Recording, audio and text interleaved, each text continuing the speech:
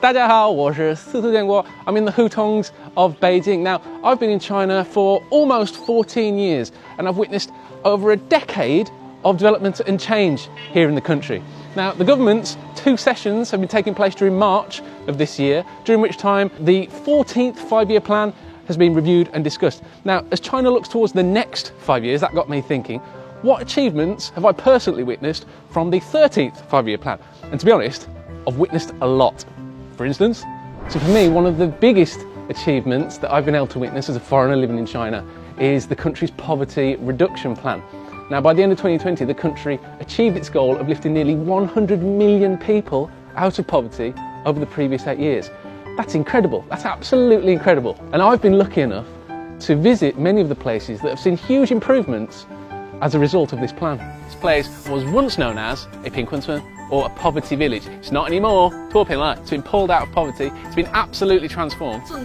比去年漂亮多了. I've seen firsthand how provinces in the east are helping out poorer provinces and regions in the west, providing talent, resources, investment to foster sustainable industries, providing employment and income to those poor communities. 你来自珠海是不是？对。你为什么来到怒江？我们是跟珠海市政府对口怒江扶贫的项目来的。我们是来支援这个怒江的教育，因为他们这边英语的老师比较缺，所以我们给他们带来英语课。 Nanshun district here in Huzhou, Zhejiang, has been sending Huyang or Hu sheep to Sichuan, Guang'an district, Guang'an city, as part of something called Huyang Zhefu Gongcheng. 你跟回去是不是？是不是？啊？要的。I've seen the conditions that people have previously had to face in order to live their everyday lives. 阿图里尔村 is also known as 悬崖村, which literally means cliff edge village. Previously, villagers would have to climb about 17 ladders made from wood and vine and rope, and it'd take half a day just to enter and exit the village. No hospital at the top of the village, no school, moving supplies, pretty difficult. Getting in and out, obviously, hard. Oh my God, this isn't an ideal situation for anyone. Behind me is one of the kinds of homes that they would live in. This is Mubanfang. This would be situated in the villages on the mountainside. And I've seen entirely brand new communities which are giving those same people a totally different life.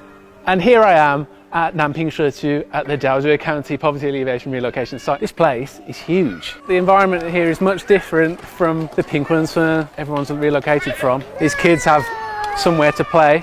Down there is Nujiang, the raging Nu River, and next to the river is Weilaba Yidi Fupin Banqian Dian. 这是你的卧室啊？我是。刚刚结婚了吗？恭喜！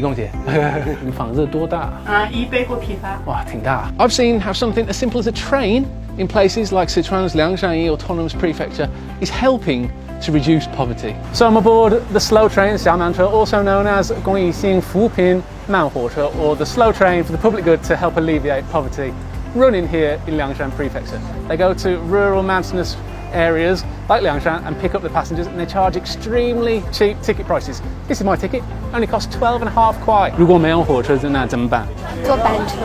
为什么不坐板车？我觉得应该是便宜吧。便宜啊。对。Hello. And I've been to Abuloha village, a place cut off from the outside world, but thanks to the creation of a new road and tunnels through mountains, the villagers there no longer have to trek for 4 hours down and up a valley just to get out of the village. So the new five-year plan will seek continuity with regard to these achievements, improving all aspects of people's lifestyle, whilst ensuring that future development does not come at the expense of the environment. After all, 绿水青山就是金山银山, right? Now there's so much work going on across the entire country to improve the environment. Now I have walked amongst huge solar panels covering vast areas of land. I've also worked alongside one of China's forest rangers, Hu Lingyuan, carrying out vital work to prevent desertification in Gansu province. 来那辅助这个埋上。 And by 2019, over 74% of China's surface water had a good quality rating of grade 3 or above. Now, achievements like this are down to people like Xuan Shuji in Moganshan, who I joined for a day working as a river chief. I was actually his assistant. 哇，这好滑，鞋里全是水。 So I'm honoured to have had the opportunity to meet people who are making such a difference to China's environment, and also to meet the families and children of people who are benefiting from the poverty reduction plan. But what else have I witnessed over the past 5 years? By the end of 2020, the length of China's high-speed rail in operation exceeded 37,900 kilometres, compared to 19,800 kilometres back in 2015, which basically means during the course of the 13th five-year plan, it's almost doubled. That's incredible. That's absolutely amazing. It ranks China #1 in the world. I like to take high-speed rail whenever I can because you can get almost anywhere in literally hours.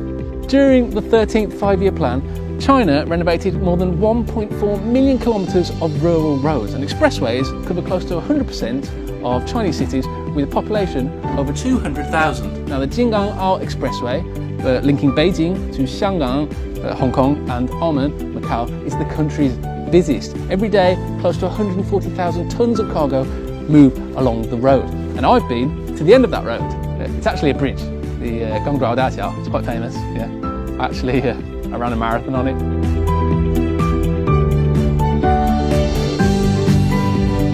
I can't go on. How far is there left to run? 还有54.5。 And if you prefer to fly, China built enough airports to cover 92% of prefecture-level cities within the country. And I was lucky enough to visit one of the more spectacular airports whilst it was being built. So down there, walking around, there's lots of workmen adding the finishing touches to the airport, because within just about 3 or 4 years, they've managed to build this amazing structure. Any direction you look, it looks incredible. With regards to economic upgrading, the number of advanced and new technology companies in China has now exceeded 200,000. And I've been lucky enough to experience some of the products of those companies, like the time I tried to trick China's face recognition software.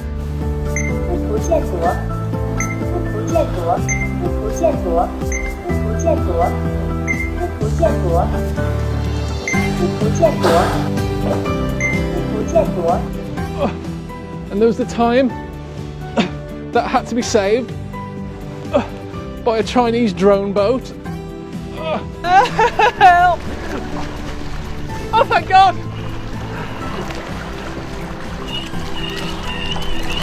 And there's also that time where I piloted, well, tried to pilot, China's first homegrown jumbo jet, the C919. No. What? 你不能开。 So that was just a snapshot of some of the things that I, as a foreigner living here in China, have witnessed over the past 5 years. I'm also very grateful for the ongoing measures to control and prevent the virus, and those measures have basically allowed people living in China to live a pretty normal life. And I'm very excited to see what changes the next 5 years will bring. Promoting high quality development and deepening supply side structural reform will be the focus of the 14th five-year plan, and there will also be an emphasis on achieving a high level of self-reliance as part of a new development paradigm which will see domestic and overseas markets reinforce each other, but the domestic market will remain the linchpin. So hopefully you will follow me over the next 5 years to see even more amazing things happening here in China.